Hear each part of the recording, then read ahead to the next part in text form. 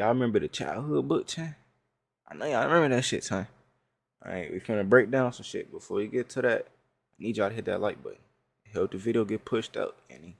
You wanna see the video go from here to here? You gotta like that motherfucker. Alright, bet.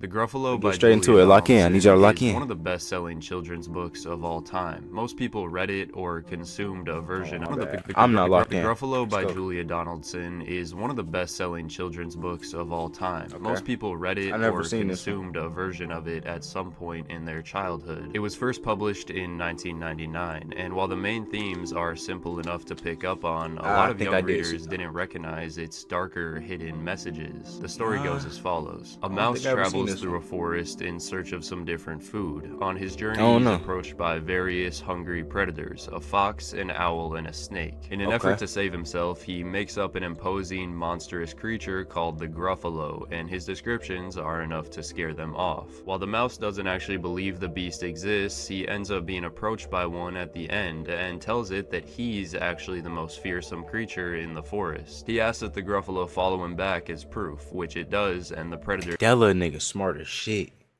He's a little manipulator. Cower in fear at the sight of the monster, like that, while the Gruffalo thinks they're hiding from the mouse. This is enough to scare off the Gruffalo, Man, and the mouse enjoys his meal in peace. Now, the moral is clearly that brains and wit can be a stronger tool than violence and power. While some have criticized the book for glorifying the act of lying at a young age, others speculate that the mouse in the story is actually a metaphor for smaller, less powerful nations using propaganda to intimidate larger forces and manipulate public perception. The mouse is motivated by a desire for more. The smallest creature in the forest. Food because what he has in his part of the forest isn't enough. And such greed could be a gateway to authoritarianism. The mouse is painted as the good guy because he only lied to protect himself. He didn't hurt nobody. That compelled him to begin with. He just protected himself. But if you really want to change the way you look back on your childhood, what if Piggy from Elephant and Piggy was never actually real? Mo Willems was an author that I'm sure most people read at some point, even if you didn't realize it. His iconic book, Don't Let the Pigeon Drive the Bus, is instantly recognizable, and his stories were very surface level, but he'd insert little details like a pigeon being hidden in almost all his books. And while that was very on the nose, there were more subtle clues in the subtext of some of these narratives. The theory sounds pretty tinfoil hat at face value, but there's a good amount of evidence to support it. Elephant and Piggy first debuted in 2007, and it follows two central protagonists. Gerald the elephant is characterized by being the rational, cautious one who constantly overthinks everything. This is represented even in his physical appearance. He's an elephant, large, heavy, and slow, which symbolizes the stressful weight of overthinking. He wears glasses, which could represent his need for clarity and perceiving reality. Piggy, on the other hand, is spontaneous, optimistic, fearless. She's driven entirely by having fun and exercising emotional freedom. Gerald's also a real name, while the pig is just named Piggy. Piggy is constantly trying to push the elephant into being more confident and doing things that he's not comfortable with, like going to parties, but Gerald remains skeptical. The theory suggests that Piggy is the manifestation of what Gerald wants to be, but doesn't have the mental strength to do so, maybe as a result of some past trauma. And yeah, if you haven't picked up on it already, like a kid's version of Fight Club. Tyler Durden is everything that the narrator is not, and drives him forward in a similar way. In one of the entries of the series, I'm a Frog, Piggy acts like a frog, and Gerald is immediately convinced that Piggy could have suddenly taken on a new form. He becomes genuinely distressed, stating that he was sure 5 minutes ago she was a pig, talking to himself as if Piggy wasn't even there and his mind was playing tricks on him. Usually they just interact with each other and a few other characters, but occasionally there's a meta moment where they directly identify the reader. Specifically, we are in a book. Gerald randomly goes, "I think someone is looking at us." Piggy never realized this until Gerald pointed it out, and then she noticed right away. Gerald finds out the book is gonna end at some point, which leads to him freaking out and having an existential crisis. The final book released in 2016 and was titled The Thank You Book. Piggy goes on a thanking spree, showing their appreciation for all the characters that have made appearances. Piggy is taking center stage, doing all the talking for Gerald up until the very end,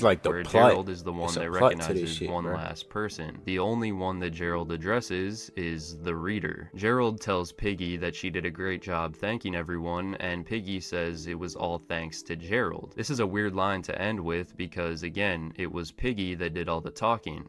Unless she didn't. This whole finale could be seen as Piggy finally being let go, because Gerald becomes self-aware and doesn't need her anymore, while the reader serves as a representation of the outside world or even God to him. A lot of famous picture books about behavior center around a character who's such an exaggerated troublemaker that it forces the reader to take on the role of a parent or teacher and sympathize with the characters who had to discipline them. No David would be an example, that's how I used to or be. Don't I Let used the to be Pigeon just like Drive the David. Bus. That's But one some of my authors favorite took books. it in a different direction with stories that challenged authority. In particular, Click Clack Moo, Cows That Type by Doreen Cronin. The story is really simple. Some cows on a farm decide they're not satisfied with their working conditions and the barn is too cold at night. So they use an old typewriter to request electric blankets, and when the farmer refuses, they go on strike, denying him any more milk. This inspires the hens to also go on strike so he doesn't have milk or eggs. Eventually, the farmer gets a message from the duck, a neutral party, requesting the blankets in exchange for the typewriter. He complies, but the next day he gets a note from the ducks asking for a diving board for their pond. It's a lighthearted story about negotiating and having a voice, but it's aimed at ages 3 through 8, a pretty early stage to learn about Marxism and labor exploitation, which is why some have suggested it had other, more extreme agendas. Perhaps the book is amusing and filled with laughter, but teaching our children how to strike and how to organize and create a union is wrong. We are a capitalist society. Liberals and progressives are now aiming at your children. I don't want to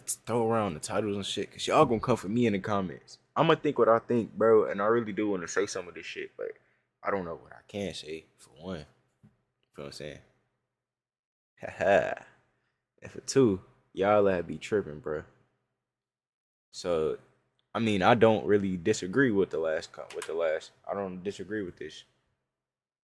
This is fucked up to be teaching 3 to 8-year-olds. That's what a book is marketed to, so that's kind of fucked up, twin. I'm not gonna lie. Are a capitalist society. Liberals and progressives are now aiming at your children, much the same that the German governments did in the 1930s. Wow, does history repeat itself, or what? Do yourselves a favor and educate yourselves to what collective socialist progressives are trying to do to you and your children before it's too late. The book is a lesson about socialism. It's about trade negotiation and has no lesson about how to be a respectful son or daughter, be a good friend, to get along peacefully with others, to share, how to love the people around us, or how to love ourselves. Most of Cronin's other work is very inoffensive and kid-friendly, so it's unclear what the true intentions were with the book. It was probably just another unserious story featuring farm animals, though that didn't stop parents from being paranoid about it indoctrinating children with socialist ideals. The rainbow fish had a similar effect, this is one of the best books right here, controversial. In the story, a colorful fish gives away all his scales to the other fish who were jealous of him, and it makes him feel fulfilled. It was intended to promote generosity and selflessness, but the book's been criticized, especially in conservative circles, for pushing a communist agenda. The idea that it is absolutely moral, that if somebody comes to you and asks for something, that you are now supposed to give away everything that you've earned, you're not. This is somehow good for society. I have serious moral objections with Rainbow Fish, which makes it a perfect SJW book. Very popular with the commie crowd. A Bad Case of Stripes by David Shannon Remember was this one too. that didn't exactly have an underlying political message, and actually had some really strong... This book had uproar before the internet. Like, I remember motherfuckers talking about this shit in real life. Like, this book, motherfuckers couldn't, like, it was a point in time where they took them bitches out. We couldn't get this no more. Clever themes, yet it's still managed to traumatize countless young readers since it was published in 1998. It has some of the most grotesque, unsettling imagery of any children's book, and if you didn't know what it was about, you wouldn't even think it was meant for kids. Where I even People saw who this grew shit up reading it were so distracted by the jarring artwork that it was easy to miss the point of the story and overlook some of the symbolism. It's a book about personal identity. A girl named Camila Cream loves lima beans, but she's too scared to admit it because she thinks everyone will make fun of her. But suppressing these feelings leads to her waking up one morning with colored stripes all over her body. When she goes to school, all her classmates ridicule her, yelling out various shapes and colors that get projected onto her skin. Throughout the book, doctors and therapists attempt to give her remedies and cure her, but everything they try only makes the condition worse, eventually taking on the shape of her room. It isn't until an older woman visits at the end and offers her lima beans that Camila goes back to her normal self. One detail that's easy to miss is the girl's name, Camila, as in chameleon. The stripes themselves are a uniform pattern. Okay. They serve as a motif for conformity. When Camila hides her personality to fit in with everyone else is when the stripes first appear. The doctors and the medicine they give her represent society trying to fix people's differences rather than accepting and celebrating them. All the other patterns and shapes she adopts are the visual representation of letting people code a false identity onto others until they become lost in the act. All the characters wear plain, formal clothing except for the woman at the end. She's wearing bright colors with polka dots and an unconventional hat. The woman is unapologetically herself and is the one that shows Camila how to do the same. Anyway, a few of these were just theories and haven't been confirmed, but I wanted to look at these books in a different you light. damn near In most confirmed them, cases, nigga. People Time. read these when they were like 8 and haven't revisited them since, so there God, was a is lot that to be nigga time? overlooked. Let me Yeah, know you your just thoughts, snapped, bro. That's a and if I W missed video. something.